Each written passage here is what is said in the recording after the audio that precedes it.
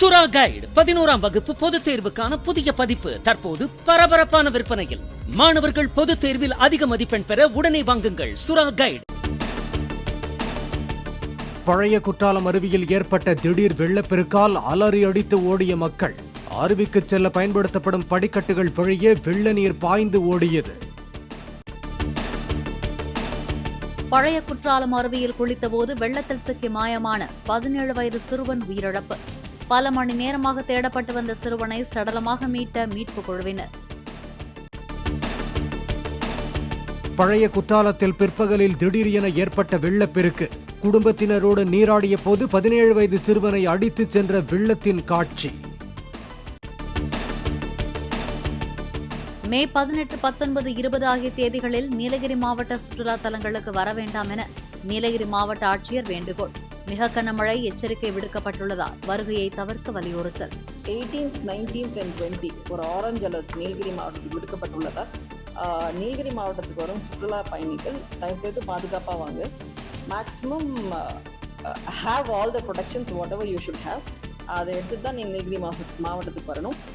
உங்களால் முடிஞ்சால் அவாய்ட் பண்ணிக்கலாம். ஒவ்வொரு கட்ட தேர்தல் முடியும் போதும் இந்தியா கூட்டணி சீட்டுக்கட்டு போல் சரிவதாக பிரதமர் மோடி பேச்சு. ராகுல் காந்தி பிரதமர் வேட்பாளர் என காங்கிரஸ் கட்சியினர் கூறியதும் அகிலேஷ் யாதவின் இதயம் நொறுங்கிவிட்டதாகவும் உத்தரப்பிரதேச பிரச்சார கூட்டத்தில் கருத்து. காங்கிரஸ் சமாஜ்வாதி வென்றால் ராமர் கோயிலை புல்டோசரால் இடிப்பார்கள் என்றும் குழந்தை ராமர் மீண்டும் கூடாரத்திற்கு செல்வார் என்றும் பிரதமர் நரேந்திர மோடி பேச்சு. எங்கு புல்டோசரை பயன்படுத்த வேண்டும், எங்கு பயன்படுத்தக்கூடாது என்பதை யோகி ஆதித்யநாத்திடம் கற்றுக்கொள்ள வேண்டும் என்றும் நரேந்திர மோடி கருத்து. மக்களவைத் தேர்தலில் தமிழ்நாடு, கேரளா, ஆந்திரா உள்ளிட்ட 5 தென் மாநிலங்களில் தனிப்பெரும் கட்சியாக பாஜக உருவெடுக்கும் என அமித்ஷா கருத்து. நாட்டில் அரசியலில் ஸ்திரத்தன்மையை ஏற்படுத்தவும் ஏழைகள் பலனடையவும் 400 இடங்களில் பாஜக வெல்ல விரும்புவதாகவும் பேட்டி.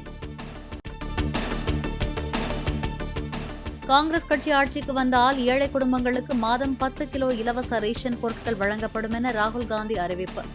இலவச ரேஷன் மற்றும் மாதம் 8500 ரூபாய் உதவித்தொகை வழங்கப்படுவதன் மூலம் ஏழை மக்கள் வறுமையிலிருந்து விடுபடுவார்கள் என கருத்து.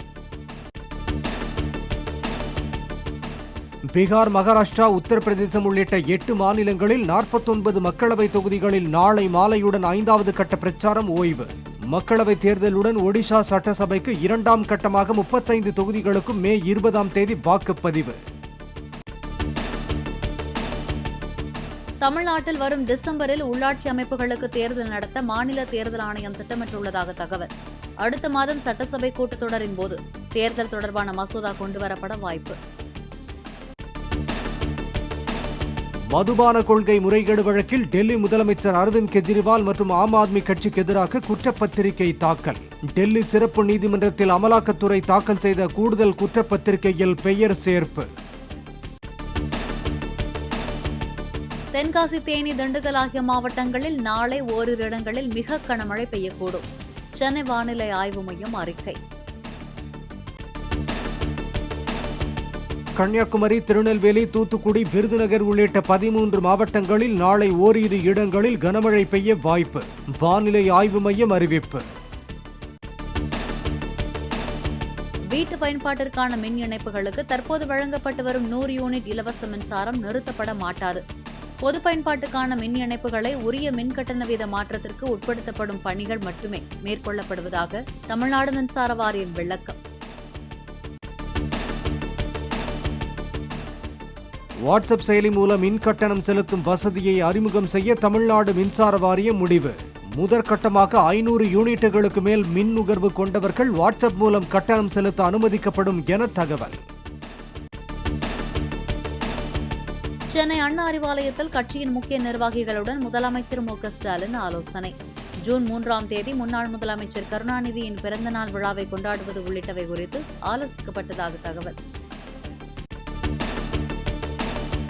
சிந்தட்டிக் போதைப் பொருட்களை கடத்துபவர்கள் தமிழகத்தை போதை மையமாக மாற்றியதற்கு திமுக அரசே காரணம் என எடப்பாடி பழனிசாமி குற்றச்சாட்டு. இனியாவது போதைப் பொருள் தடுப்பில் விழிப்புடன் துரிதமாக செயல்பட வேண்டும் என வலியுறுத்தல்.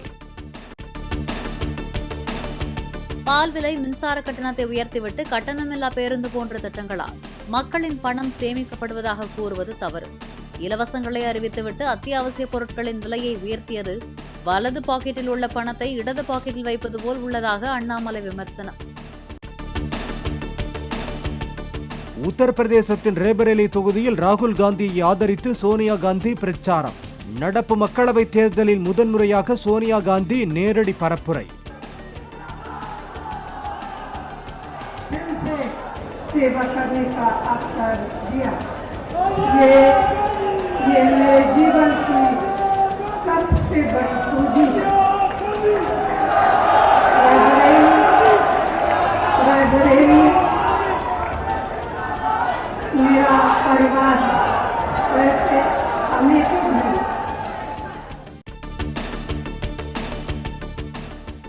நடப்பாண்டில் நடைபெற்ற நீட் தேர்வு முடிவுகளை வெளியிட தடையில்லை. வினாத்தாள் கசிந்ததாக கூறப்படும் விவகாரத்தில் நீட் தேர்வு முடிவுகளை வெளியிட தடை கோரிய வழக்கில் உச்சநீதிமன்றம் உத்தரவு. மானாமதுரையில் புதிதாக கட்டப்பட்ட கீழப்பசலை தடுப்பணையில் ஆர்ப்பரித்து ஓடும் வெள்ளம். வைகையில் நீர் திறக்கப்பட்டதை அடுத்து தடுப்பணையின் இரு கரைகளையும் தொட்டு செல்லும் தண்ணீர். பெண் உதவி ஆய்வாளரிடம் அருவருக்கத்தக்க வகையில் பேசியதாக சவுக்கு சங்கர் மீது மேலும் ஒரு வழக்கு.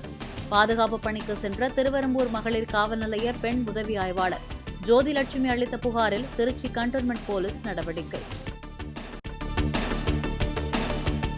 எண்ணெயை மீண்டும் மீண்டும் சூடாக்கி சமையலுக்கு பயன்படுத்துவது இதயம் மற்றும் புற்றுநோய்க்கு வழிவகுக்கும் என ICMR எச்சரிக்கை.